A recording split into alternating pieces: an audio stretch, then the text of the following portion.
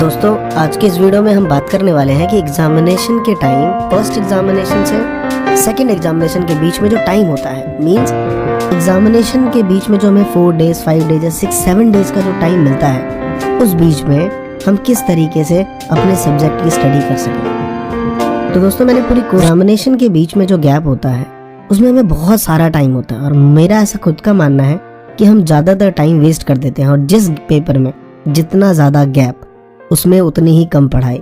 ये मेरा एक अपना एक्सपीरियंस है और मैंने बहुत से स्टूडेंट्स को ऐसे करते हुए देखा है। तो सबसे पहली चीज़ कि हमारी स्ट्रैटेजी क्या होनी चाहिए इसके बीच में। अब मान लेते हैं कि 2-3 एग्जाम्पल लेता हूँ क्योंकि ऑब्वियसली एक ही दूंगा तो सारा नहीं हो पाएगा क्योंकि बहुत से बच्चों का अलग अलग गैप रहता है। तो पहला गैप ये मानता हूँ मैं कि किसी बच्चे का 8 से 10 के बीच में गैप है, मीन्स 8 to 10 डेज का गैप है।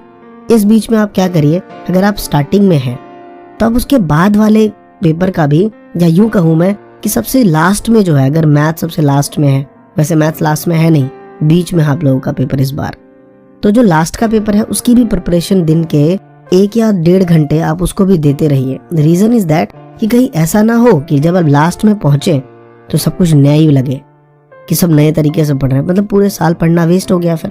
तो इट मीन्स कि आप उसे गो थ्रो में रखिए और साथ में पर डे आप एक पेपर तो करिए। मीन्स कि अगर 8 डेज का गैप है तो आपको कम से कम 8 पेपर तो कवर करने ही हैं। और उसके बाद ऐसा ना हो कि आज एक चैप्टर पढ़ रहा हूँ, कल एक चैप्टर पढ़ रहा हूँ, मतलब 8 डेज में मैं प्रोराटा बेसिस पे कह रहा हूँ, लाइक कि अगर 16 चैप्टर है तो 2-2 चैप्टर करके पढ़ रहा हूँ, 8 डेज में सारा कंप्लीट हो जाएगा। नहीं, आपको पर डे 7 से 8 चैप्टर कवर करना है। जितना भी हो चलेगा, जरूरी नहीं है सारा कवर हो, जितना हो, क्योंकि हमारे पास होल डे है, 24 घंटे हैं सिर्फ एक सब्जेक्ट के लिए।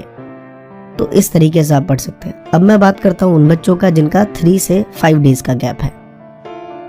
दोस्त इस बीच में आपको क्या करना है, लास्ट के पेपर की प्रिपरेशन नहीं करनी क्योंकि बहुत ज्यादा प्रेशर रहता है कि यार क्या करें।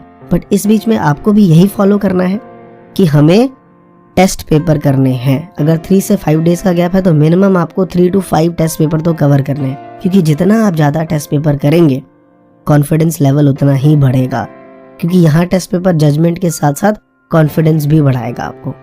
उसके बाद आप क्या करिए, सेम वही प्रोसेस कि यार 6-6 चैप्टर करके रेगुलर ना पढ़ूं। इट मीन्स कि होल बुक, अगर आप पूरी बुक रिवीजन कर पाए एक दिन में, मैं ये नहीं कह रहा आप सारे क्वेश्चंस करने हैं, 5-5 क्वेश्चन करके चैप्टर वाइज ले लीजिए। थ्योरी है तो मैं जानता हूँ आप कर सकते हैं, सारे नहीं, जितने होंगे चलेगा।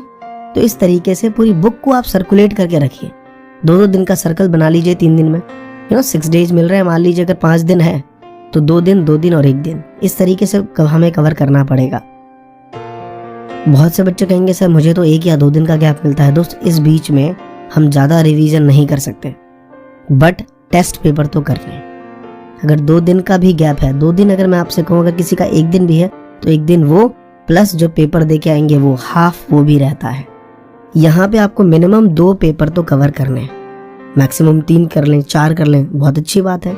साथ में सबसे पहली चीज तो मोटिवेट रहना है। बार बार अपने आप से ये नहीं कहना कि मेरे को यार टाइम नहीं मिला। मेरा ऐसा खुद का मानना है कि यार पॉजिटिव रहने से ना 5-6 नंबर तो ऐसे बढ़ जाते हैं। क्योंकि यहाँ पे आपको मैं एक पुरानी कहावत सुनाऊंगा। मेरी दादी मुझसे कहा करती थी कि 2 बच्चे बहुत परेशान रहते थे कि यार वो पैसा कैसे कमाए। तो उसके फादर ने कहा कि बेटा मैं तो मर रहा हूँ, लेकिन मैंने खेत में जाके बहुत सारा सोना गाड़ रखा है, तुम उसे खोद के निकाल लेना।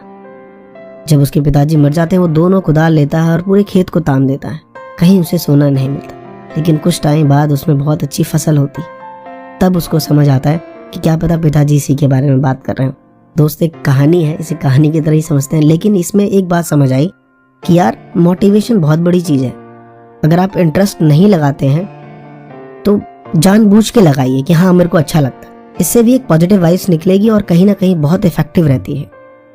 तो आप पेपर पे ज्यादा फोकस करिए। लास्ट के 2 डेज में क्वेश्चन पेपर अटेम्प्ट करना है और जितना हो सके जितने भी इंपॉर्टेंट क्वेश्चन थे जो अब तक हम पढ़ते वक्त इंपॉर्टेंट लगा के बैठे थे उनको रिवीजन कर लेना है। लेकिन किसी को नहीं पता पेपर में क्या आएगा, ये मैं आपको पहले बता दूं। लेकिन हाँ, जो आपके सर ने आपको बताया है कि उनका एक एक्सपीरियंस है, उन्होंने देखा है कि पेपर में कैसे क्वेश्चन आते हैं, उन्होंने आपको टिक करा हुआ है, तो आई एम श्योर कि उसको आप पढ़ के जाइए और पॉजिटिवनेस के साथ जाइए कि जो हमने पढ़ा है वो पेपर में आएगा। मैं पूरी करता हूँ। इस वीडियो से आपको वाकई समझ आया होगा कि एग्जामिनेशन के बीच में हम किस तरीके से पढ़ाई कर सकते हैं। तो दोस्तों, अगर आपको ये वीडियो पसंद आया हो तो प्लीज लाइक करिए और शेयर जरूर करिए इस वीडियो को। धन्यवाद दोस्तों। जय हिंद, जय भारत।